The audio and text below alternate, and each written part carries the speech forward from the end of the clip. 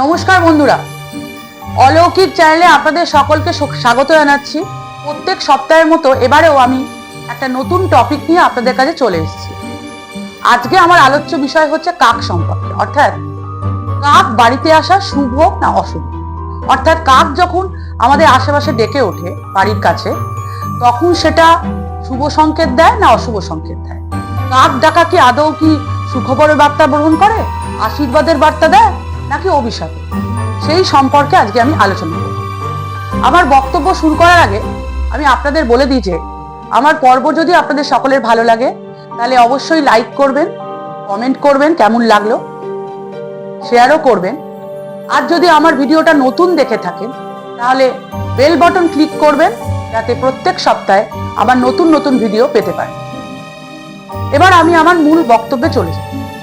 আজকে আমি আলোচনা করব যে বাড়িতে কাক আসা কিসের ইঙ্গিত। কাক কি শুভ বার্তা বহন করে না অশুভ বার্তা, সেটা নিয়ে আমি আজকে আলোচনা করব। আমাদের আশেপাশে বাড়ির চারপাশে আমরা দেখতে পাই কার্নিশে, ছাদে, আবার কখনো কখনো বিদ্যুতের তারে কাক বসে থাকতে দেখা যায়। কাককে সাধারণ পাখি বলে আমরা অনেক সময় উড়িয়ে দিই, কিন্তু হিন্দু শাস্ত্র মতে এবং লোককথায় প্রচলিত যে কাক হচ্ছে একটা রহস্যময় দূত। মানে রহস্যময় দূত হচ্ছে কাক, মানে প্রাকৃতিক রহস্যময় দূত হচ্ছে কাক। অর্থাৎ কাক বিভিন্ন বার্তা বহন করে, কখনো সুখবর নিয়ে আসে, কখনো দুঃখের খবর নিয়ে আসে, আবার কখনো কখনো পূর্বপুরুষদের বার্তা, মানে যারা মারা গেছে মৃত পূর্বপুরুষ, তাদেরও অনেক সময় কোনো লুকোনো বার্তা, সেটার বার্তাও কিন্তু কাক বহন করে, ইঙ্গিত দেয়। আজকে আমি সে সম্পর্কেই আলোচনা করব। প্রথমে বলবো যে কাক যখন ভোরবেলা সকালবেলা দেখতে পান যে পূর্ব দিক থেকে উড়ে যাচ্ছে, বা কখনো কখনো দেখা যায় যে সে উত্তর দিকের ছাদের কার্নিশে বসে আছে, তখন কিন্তু বলাই যায় যে কাককে দেখে, অর্থাৎ লোকশাস্ত্র মতে বলে যে কাক যদি কখনো আপনাদের ছাদে বা জানলার কার্নিশে যদি উত্তর দিক ঘেঁষে যদি বসে বা পূর্ব দিক থেকে যদি কাক উড়ে আসে, তাহলে কিন্তু কাক সুখবরের বার্তা বহন করে। অর্থাৎ আপনাদের জীবনে আনন্দ আসে, অর্থাৎ আনন্দ, কোনো সুখবর যাই বলেন সেগুলোর ইঙ্গিত দেয় বা বার্তা বহন করে।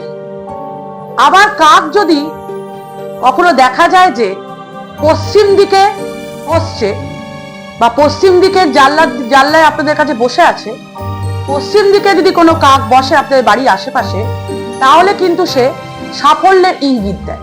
কিরকম না, আপনি যদি কোনো ভালো কাজ করতে যান, ভালো কাজ যেগুলো আটকে আছে সেগুলো তো সফলতা অর্জন করতে পারেন। আবার ধরুন যদি কোনো চাকরির ইন্টারভিউ বা ব্যবসায়িক কোনো রকম ভাবে ব্যবসায়িক কোনো ইন্টারভিউ, যাই হোক না কেন, ব্যবসায়ী মিটিং, চাকরির ইন্টারভিউ, এগুলো যদি হয় সেগুলো কিন্তু ভালো হয়। মানে কোনো ভালো কাজ আপনাদের আটকে থাকলে সেগুলো কিন্তু তাড়াতাড়ি হয়ে যায় যদি কাক পশ্চিম দিকে এসে উড়ে বসে। আবার যদি কোনো কাক আপনারা দেখেন যে সাধ্যপক্ষেও কাককে খাবার দেওয়া হচ্ছে, কেন দেওয়া হয়? কারণ কাক কিন্তু পূর্বপুরুষের দূত, অর্থাৎ কাককে কিন্তু পূর্বপুরুষের দূতও বলা হয়। অর্থাৎ কাক যে অন্ন, মানে কাককে যে অন্ন দেওয়া হয়, বলা হয় যে কাক পূর্বপুরুষের বেশ ধরে, মানে মৃত পূর্বপুরুষ আমাদের আপনজন, তাদের বেশ ধরে আমাদের অন্ন দান করে। তাই সাধ্যপক্ষেও কিন্তু কাককে খাবার দেওয়া হয়। পিণ্ড দান করার সময়তেও কাককে খাবার দান করা হয় যদি কাককে দেখা যায়। এবার বলবো যে কাক যদি কোনো রকম ভাবে দেখতে পান যে আপনাদের বাড়ির আশেপাশে অনেকগুলো কাক খুবই চিৎকার করছে, খুবই খারাপ ভাবে কান্নাকাটি করছে বা ডাকাডাকি করছে, তাহলে কিন্তু সাধারণ পাখির আওয়াজ বলে উড়িয়ে দিলে চলবে না। কারণ লোকশাস্ত্র মতে বা হিন্দু শাস্ত্রে একটা বাড়ির কাছে আশেপাশে যদি কোনোভাবে একাধিক কাক যদি একসঙ্গে ডাকাডাকি করে বা চিৎকার চেঁচামেচি করে, তাহলে বুঝতে হবে যে সেই কাক অশনি সংকেতের বার্তা বহন করে। অর্থাৎ আপনার বিপদ ডেকে আনতে পারে কোনোভাবে। আপনার তখন বুঝতে হবে যে পারিবারিক দিক দিয়ে অশান্তি, কোনো দুর্ঘটনা, যে কোনো জিনিস কোনো রকম ভাবে ঝগড়াঝাটি, কলহ এই সমস্ত কিন্তু বার্তা বহন করছে যদি একসঙ্গে একাধিক কাক ডেকে। আবার যদি দেখেন যে কোনো কাক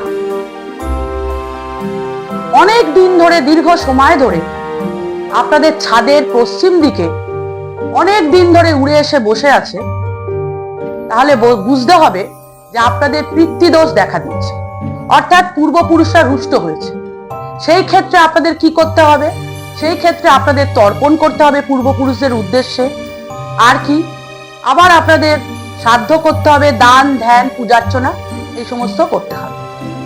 তাহলে আজকে আমি বললাম যে কাক এমনই একটা প্রাণী যাকে আমরা কাকতালীয় কোনো ঘটনা কাক ডাকলে উড়িয়ে দিতে পারি না। মানে কাক যদি কোনোভাবে কোন কোন দিকে বসলে কিভাবে কি বার্তা বহন করছে, সুখ দুঃখ বিপদের সংকেত, সেগুলো সম্পর্কে তো বললাম। এছাড়া পূর্বপুরুষদের দূত হিসাবেও যে বার্তা বহন করছে সেটাও বললাম। তার মানে কাকের ডাককে কিন্তু উড়িয়ে দেওয়া যায় না। এইভাবেই কাক আমাদের শুভ অশুভ বার্তা বহন করে, মানে দুটোই বহন করছে। কাক ডাকলে কখনো শুভ, আবার কখনো অশুভ। আমি এটা আজকে আলোচনা করলাম যে কোন কোন ডাকে শুভ হচ্ছে আর কিভাবে অশুভ হচ্ছে, সেটাও আমি আজকে আলোচনা করলাম। পরের পর্বে চোখ রাখবেন, আমি আবার একটা নতুন ভিডিও নিয়ে আসবো। আজকে আমি আমার বক্তব্য এখানেই শেষ করছি। আপনারা সবাই ভালো থাকবেন। নমস্কার।